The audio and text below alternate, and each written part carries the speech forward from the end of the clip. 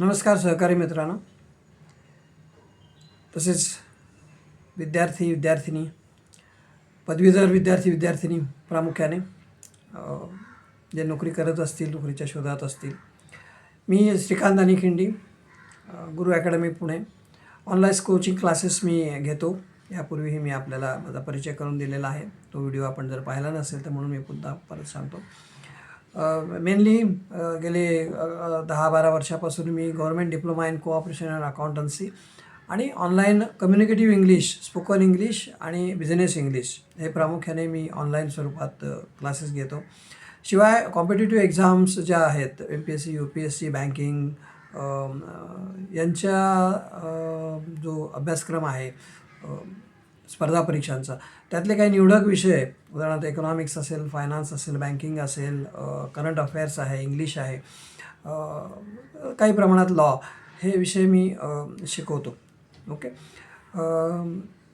हा व्हिडिओ मी आता पुन्हा आपल्या साठी रेकॉर्ड करत आहे. याचं प्रमुख कारण म्हणजे मागील ज्या 7, 8, 10 व्हिडिओजमध्ये मी वेगवेगळ्या प्रकारे आपल्याला मोटिवेट करण्याचा, सहकार क्षेत्रात असलेल्या एम्प्लॉयबिलिटी संदर्भात आपल्याला माहिती दिलेली आहे.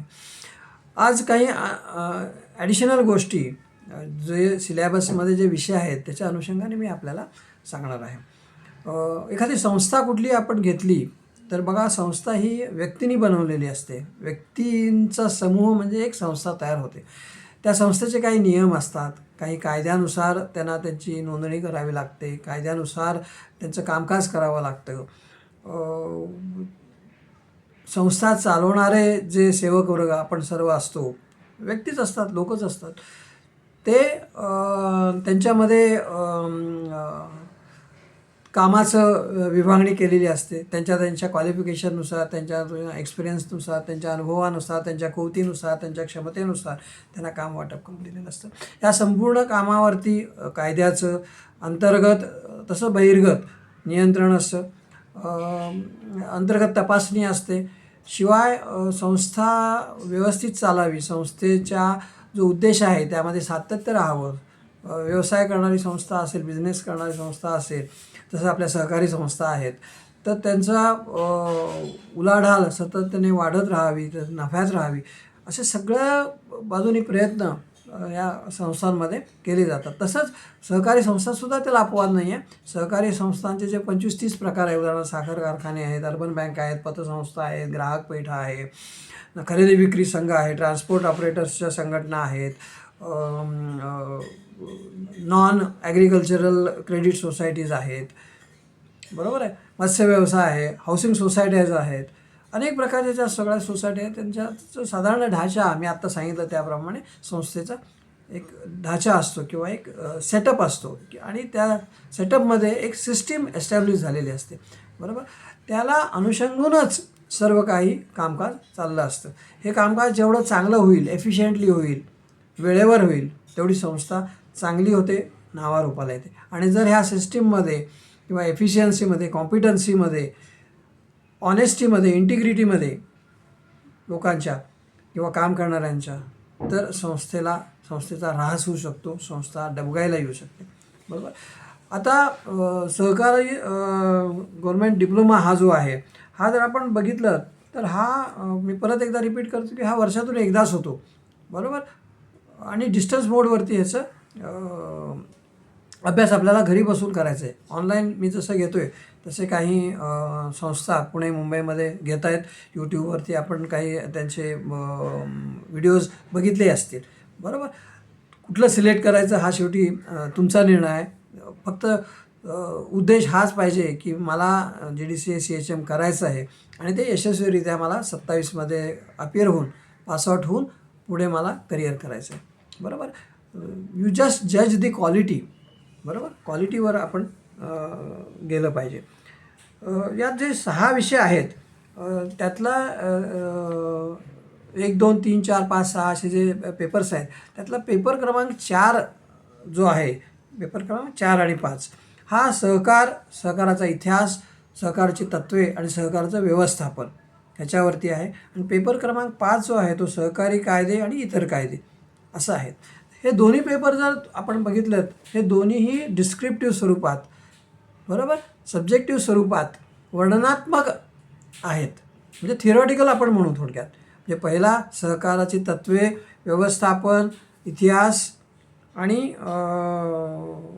दुसरा कायदा आणि इतर कायदे. बरोबर, हे एकमेकाशी संलग्न आहेत, लक्षात ठेवा. कुठल्याही गोष्टीचा इतिहास का माहिती पाहिजे, की काल या सहकारी संस्था कशा होत्या, त्याचा समाजावरती किंवा समाजाचा सहकारी संस्थांवरती काल काय परिणाम झाला होता, आज त्यांची अवस्था किंवा आज त्यांचं कामकाज कसं आहे, त्या कशा चाललेल्या आहे आणि त्यांचं फ्युचर काय आहे. बरोबर, शेवटी प्रेझेंट आणि फ्युचर इज व्हेरी इम्पॉर्टंट. जसं आपल्या बाबतीतही आपलं करिअरसुद्धा present and future is very important. बरोबर, you forget about the past.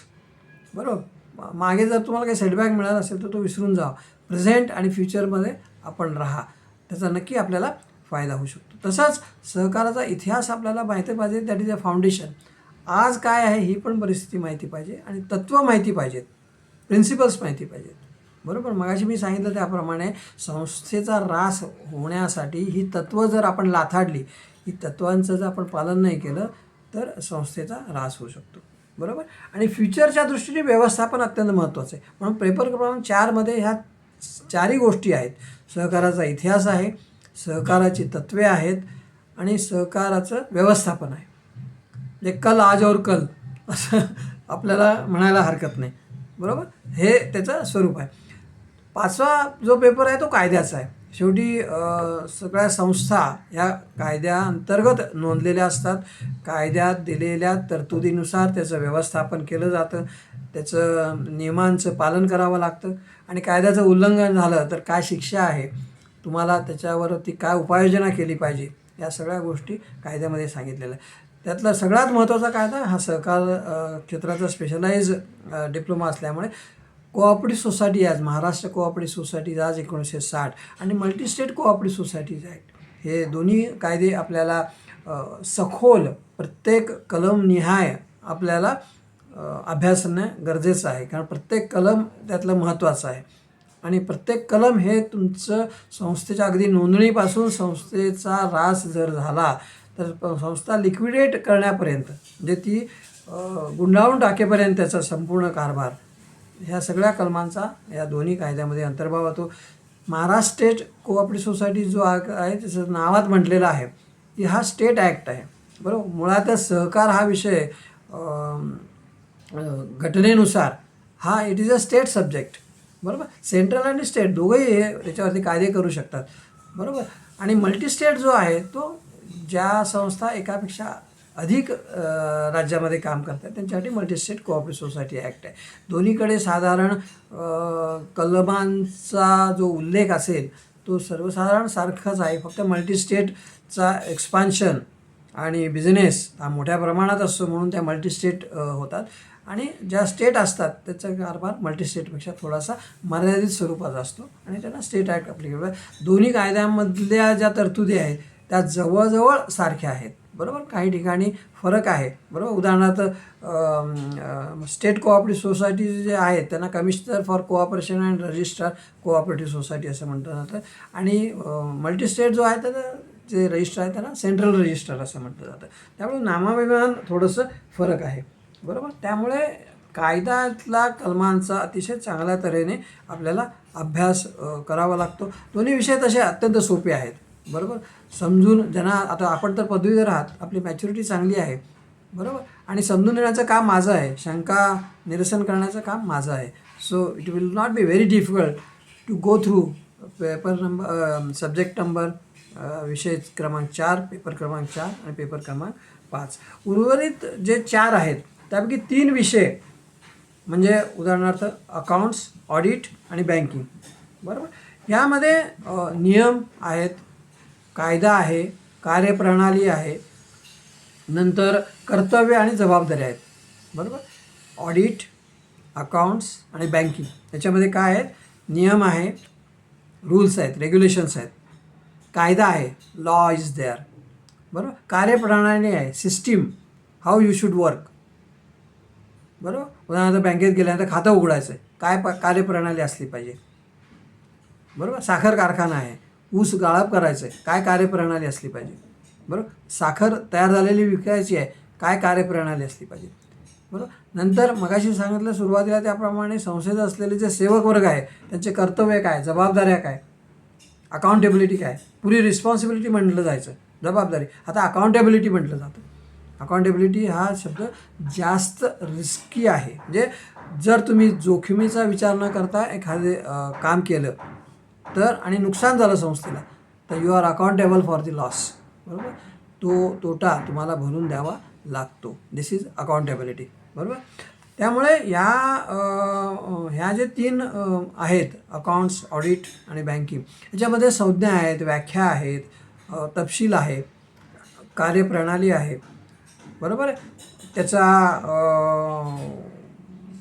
काय परिणाम होऊ शकतो किंवा त्याचं पालन न केल्यास काय होऊ शकतं, या सगळ्या गोष्टी आहेत. आणि त्याचं संपूर्ण ज्ञान ऑडिट, इन्स्पेक्शन आणि कार्यप्रणाली, कायद्यातली कलमं, जबाबदाऱ्या, या सगळं आपल्याला समजून दिलं जाईल. सॉरी. सहकारी संस्था अत्यंत वेगाने वाढत आहेत, लक्षात ठेवा. हा स्पेशलाइज डिप्लोमा सहकाराचा जो आहे तो तुम्हाला मी करण्यासंबंधी वारंवार मोटिवेट करतो आहे, सांगतो आहे. आपला निर्णय अजूनही झालेला नाही असं मला तुमचा रिस्पॉन्स न आल्यामुळे असं वाटतं आहे. बरोबर. पण हा विषय अगदी सोप्या पद्धतीने आपल्याला समजावून दिला जाईल. इम्पॉर्टंट नोट्स, पॉईंट्सही आपल्याला क्लासमध्ये दिल्या जातील. आणि संपूर्ण जे विषय आहेत, बरोबर आहे, हे संपूर्ण विषयामध्ये आपल्याला किमान म्हणतो आहे मी, maximum you will reach up to 70-80%. बरोबर. अकाउंट्स तर मी तर म्हणतो की यू शुड गेट 99%. कुठेही चुकता कामा नये. बरोबर. एखादं ऑब्जेक्टिव्ह चुकलं तरच एखादा मार्क कट होईल. अदरवाईज जसं 11वी 10वी 12वीला मुलांना मिळतं 99.95%. बरोबर. तसे मार्क मिळवणं अकाउंट्समध्ये अत्यंत सोपं आहे. Because mathematics only practice will tell you how much you will get the marks. बरोबर. तर असं मित्रांनो या विषयांचं साधारण आराखडा आहे. साधारण जुलैच्या 3rd वीकमध्ये मी क्लास सुरू करतो आहे ऑनलाईन. तर आपण माझ्याकडे जर आपल्याला काही माहिती पाहिजे असेल तर गुरु अकॅडमीला आपण संपर्क साधावा. मी हा ज्या वेळेला पोस्ट करीन व्हिडिओ त्यावेळेला मी माझा नंबर तिथे देईन. आणि आपण गंभीरतेने विचार करा आणि लवकरात लवकर निर्णय घेऊन अभ्यासाला आपण सुरुवात केली पाहिजे. कारण बघता बघता 10-11 महिन्याचा जो कालावधी आपल्याला वाटतो आहे, बरोबर, तो संपून जाईल. आणि मग आपल्याला इतकी घाई होती की घोकमपट्टी आपण करायला लागतो. बरोबर. त्या घोकमपट्टीचं वय नाही आहे. बरोबर. तुम्हाला विषय समजवून घेऊन स्वतःच्या बुद्धिमत्तेने त्याच्यामध्ये वाढ करून एक्सप्लेनेशन देऊन तुम्हाला उत्तरं लिहायची आहेत.